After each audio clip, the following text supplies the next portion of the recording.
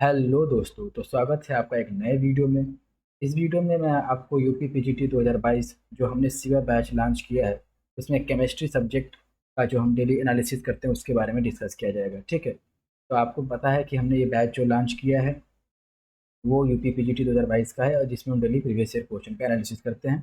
आपको सिर्फ वीडियो को लाइक करना है, शेयर करना है और चैनल को सब्सक्राइब करना है। चलिए पढ़ते हैं आज के क्वेश्चन के लिए। आज का जो क्वेश्चन है ये यूपी पीजीटी 2021 का है। बहुत ही क्वेश्चन देखने में बहुत आसान है। ऑप्शन भी इसके ऐसे हैं कि अगर आपने एक बार इसे पढ़ा होगा, कभी कभी पढ़ा होगा, तो इसमें से जब आप ऑप्शन देखे होंगे तो आपको सारे ऑप्शन सही लग रहे होंगे। ठीक है, क्वेश्चन बहुत ही मतलब ट्रिकी क्वेश्चन पूछ दिया है, बहुत आसान नहीं है, ट्रिकी क्वेश्चन है। फिर भी अगर आपको आसान लगता है तो ठीक है, अगर आपको आंसर पता है तो आप यहीं पर वीडियो रोक सकते हैं, नहीं तो फिर वीडियो में आगे बने रहिए, तो आपको पता चल जाएगा इसका आंसर क्या है। चलिए बढ़ते हैं। हाँ, क्वेश्चन पढ़ देता हूँ मैं एक बार कि photochemical equivalence can only be applied to primary processes. This statement was given by, ये स्टेटमेंट किसने दिया था?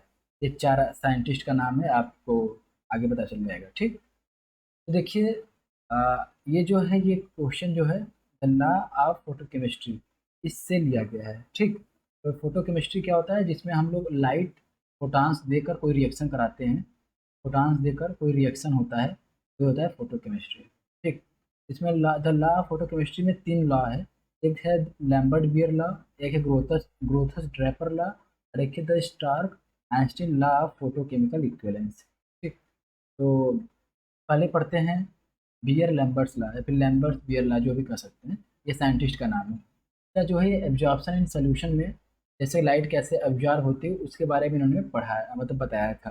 ठीक है, ये है आपका कोई मान लीजिए कंटेनर है, इसमें सोल्यूशन है आपका। यहाँ पर आई नॉट एक लाइट पास हो रही है, यहाँ से पास होते होते होते आई टी कितना ट्रांसमिटेड हुई, मतलब कितना ट्रांसमिट हुई, तो होगा ना कि सोल्यूशन में पास हो रहा है तो कुछ तो लाइट जो है हमारा जो सोल्यूशन है वो एब्जॉर्ब कर लेगा ना। तो जैसे देखिए, इन्होंने एक रिलेशन दिया था absorbance equal to E B C. B क्या है? लेंथ ऑफ कंटेनर जिसमें वो सोल्यूशन रखा गया है। सी क्या है? कंसेंट्रेशन ऑफ सोल्यूशन, जो कंसेंट्रेशन है सोल्यूशन का।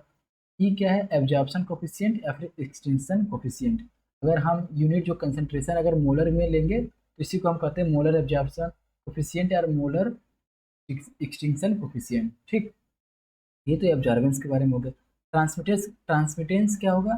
कितना लाइट जो हमारा ट्रांसमिट हुआ है, मान लीजिए आई टी, मान लीजिए मैं आई से डिनोट कर दे रहा हूँ, कितना लाइट हमने दिया है, इसका जो रेशियो होगा वही आपका ट्रांसमिटेंस हो जाएगा। ठीक, चलिए अब रिलेशन देख लेते हैं किसके किसके बीच में, एब्जॉर्बेंस और ट्रांसमिटेंस के। तो ये देखिए, ये पहले हमें पता होना चाहिए, ये लॉग है। ठीक, ये लॉग है।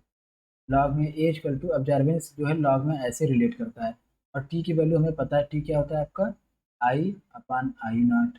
यहाँ से देख सकते हैं कि हम लोग क्या निकाल सकते हैं, यहाँ पर माइनस लॉग टी लिख सकते हैं। इन दोनों को अगर हम रिलेट कर दें, इस इक्वेशन को और इस इक्वेशन से हम ये इक्वेशन निकाल सकते हैं।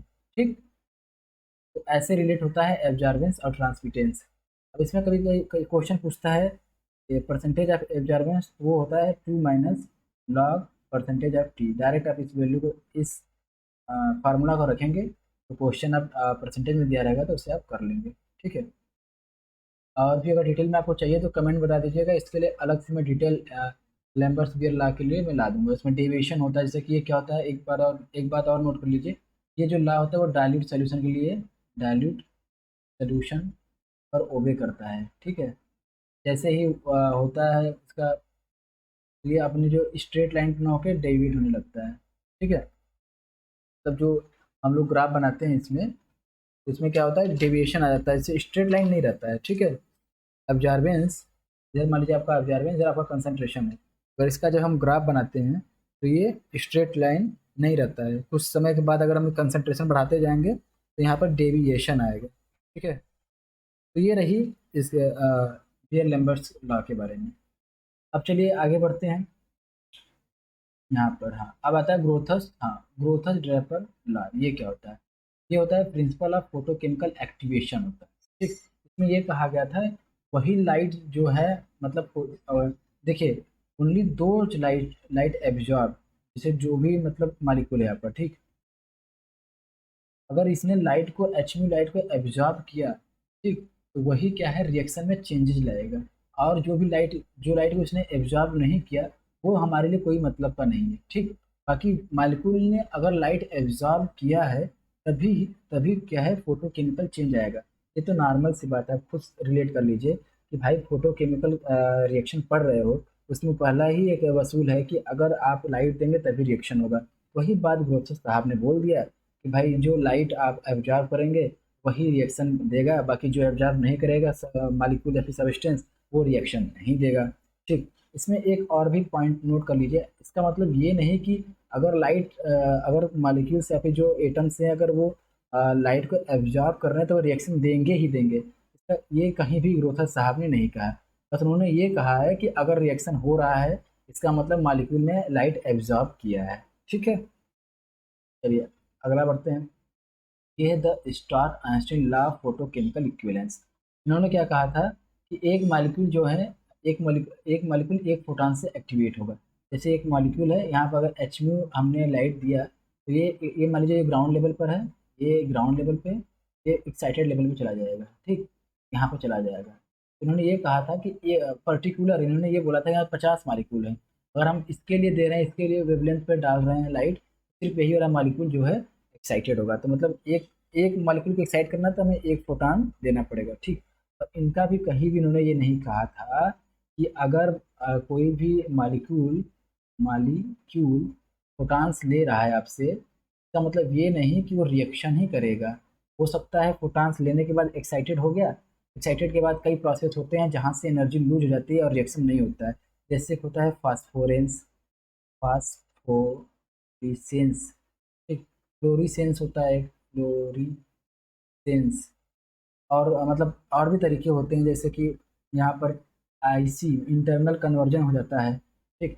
और आई इंटरनल इंटर सिस्टम क्रॉसिंग हो जाता है, वहाँ से भी लाइट, मतलब जब लेंसकी डायग्राम अगर आप पढ़ेंगे तो आपको समझ में आएगा कहाँ कहाँ, मतलब ये जो हीट है आपका खराब हो जाता है, रिएक्शन प्रोसीड नहीं हो पाता है। इसका मतलब इन्होंने ये कहा था कि एक लाइट ऑफ फोटॉन जो होता है, एक जो फोटॉन होता है, वो किसी एक ही मॉलिक्यूल को एक्टिवेट करेगा, बस इन्होंने ये कहा था, ठीक। अब आइए सबसे इम्पोर्टेंट ये है एम बोडेनस्टाइन जी। इन्होंने क्या कहा था, इन्होंने बस इतना कहा था कि जो भी फोटोकेमिकल रिएक्शन होते हैं, उसमें दो प्रोसेस होते हैं, एक होता है प्राइमरी प्रोसेस और एक होता है सेकेंडरी प्रोसेस। प्राइमरी प्रोसेस में क्या होता है, आपका कोई जो भी मॉलिक्यूल है, ये वो लाइट एब्जॉर्ब करके एक्साइटेड स्टेट में चला जाता है, ठीक। और सेकेंडरी प्रोसेस में क्या होता है, जो मॉलिक्यूल हमारा जो प्राइमरी स्टेज में एक्साइटेड स्टेट में है, वो फर्दर रिएक्शन करता है, किसी भी मीन्स से वो रिएक्शन करता है, और जो हो वो जो यील्ड होता है उसको बढ़ाता है। जो मतलब यील्ड होता है, फोटोकेमिकल यील्ड जो होता है फाई, फोटोकेमिकल फोटोकेमिकल यील्ड जो होता है फाई, उसकी वैल्यू बढ़ाता है रिएक्शन करके, ठीक। तो देखिए यहाँ पर आपने सारा पढ़ लिया, लेकिन यहाँ पर कि ये नहीं आया कि जो हमारा क्वेश्चन है उसमें जो पूछा था, ला फोटोकेमिकल इक्विवेलेंस, ये सिर्फ प्राइमरी क्या है, प्राइमरी प्रोसेस पर लगेगा। यहाँ पर किसी ने ऐसा, मैंने जो बताया उसमें किसी स्टेटमेंट में नहीं बोला है, ठीक है। इसका मतलब समझिए कि इसका जो आंसर होगा, जानते क्या होगा, ठीक है। ला फोटोकेमिकल इक्विवेलेंस तो दिया था आपके स्टार का और आइंस्टाइन ने, EINSTEIN, ठीक। लेकिन जो बोडेस्टाइन है, उन्होंने बताया था कि जो हमारा फोटोकेमिकल प्रोसेस से वो मतलब रिएक्शन है, वो दो प्रोसेस से जाता है, प्राइमरी प्रोसेस और सेकेंडरी प्रोसेस। लेकिन जब इन्होंने ये बताया था, स्टार्क और आइंस्टाइन ने जब बताया था, उनको ये नहीं पता था कि जो फोटोकेमिकल रिएक्शन वो दो प्रोसेस में इन्वॉल्व है। इसका मतलब ये हुआ, तो हमारे पास एक ही ऑप्शन बचता है कि हम किसको सही मानेंगे, बोडेस्टाइन को, क्योंकि उन्होंने ही बताया था रिएक्शन, जो फोटोकेमिकल रिएक्शन है दो पार्ट में डिवाइड, मतलब दो प्रोसेस में होता है, एक प्राइमरी प्रोसेस एक सेकेंडरी प्रोसेस। और उन्होंने मतलब फिर हमें पता चला है कि जो प्राइमरी प्रोसेस है उसी में हमारा जो होता है law of photochemical equivalence apply होता है, इक्विवेलेंस अप्लाई होता है, ठीक। यहाँ से ये कंफर्म कर लीजिए कि जो ये अप्लाई होता है, ये बोडेनस्टाइन का स्टेटमेंट है कि ये प्राइमरी प्रोसेस में क्या है, अप्लाई होता है। बट लॉ जो दिया था आपका स्टार्क और आइंस्टाइन ने दिया था, अप्लाई होता है प्राइमरी प्रोसेस में, बोडेनस्टाइन ने बताया, ठीक। क्योंकि ग्रोथस ड्रैपर भैया तो पहले ही कह के निकल गए कि अगर रिएक्शन हो रहा है तो मॉलिक्यूल ने लाइट एब्जॉर्ब की है, अगर मॉलिक्यूल लाइट एब्जॉर्ब नहीं करेगा तो रिएक्शन नहीं होगा। सिंपल सी बात इन्होंने कह के निकल दिया था इन्होंने। और आइंस्टाइन और स्टार्क और आइंस्टाइन ने ये बोला था कि एक मालिक्यूल, एक फोटॉन एक ही मालिक्यूल को एक्टिवेट करेगा। लेकिन जो ये हमारे बोडेस्टाइन भाई साहब आए हैं, उन्होंने बताया है कि जो फोटोकेमिकल रिएक्शन है 2 प्रोसेस में होता है। यहाँ से आपको कंफर्म हो जाना चाहिए, जो आपका यहाँ से आपको कंफर्म हो जाना चाहिए कि जो आपका सही आंसर है वो आपका सही आंसर है बोडेस्टाइन। ठीक है। देखिए, क्वेश्चन देखने में बहुत आसान लग रहा था, आपको लग रहा है अगर एक बार पढ़े होंगे तो आप तो देखिए बहुत लोग तो पहले ये मार के आए होंगे। ठीक। अब बहुत लोग कंफ्यूज हो गए होंगे कि यार फोटोकेमिकल इक्विवेलेंस तो स्टार्क और आइंस्टाइन दोनों ने दिया है, ऑप्शन 2 दे दिया है, इसका मतलब ये क्वेश्चन ही गलत है। लेकिन नहीं भाई साहब, तो अगर आप अच्छे से नहीं पढ़े होंगे तो आप इस क्वेश्चन को नहीं किए होंगे। ठीक। उम्मीद है कि ये वीडियो आपको पसंद आया होगा, इसका सलूशन आपको पसंद आया होगा। अगर आपको ये वीडियो पसंद आया तो आपको क्या करना है, वीडियो को लाइक करना है, वीडियो को शेयर करना है और चैनल को सब्सक्राइब करना है। चलिए मिलते हैं आपसे नेक्स्ट वीडियो में, तब तक के लिए टाटा।